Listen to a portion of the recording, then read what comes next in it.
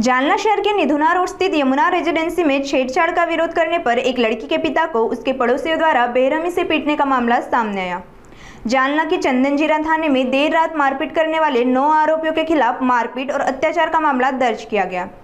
इस मामले में पुलिस ने रेत तस्करी के आरोपी सचिन पठाड़े और गणेश काकड़े नामक 2 आरोपियों को गिरफ्तार किया। अन्य आरोपी फरार हो सकते हैं। लड़की के पिता की शिकायत के आधार पर आरोपियों के खिलाफ मारपीट और जान से मारने की कोशिश का मामला दर्ज किया गया। येथील फिर्यादीने आरोपी हे यमुना रेसिडेन्सी या परिसरात शेजारी राहतात। त्यांचं बऱ्याच दिवसापासून असं किरकोळ वाद चालू होता। काल काहीतरी मुलीला छेडछाड केल्याच्या कारणावरून त्यांच्यात वाद विकोपाला गेला आणि मारामारी झाली।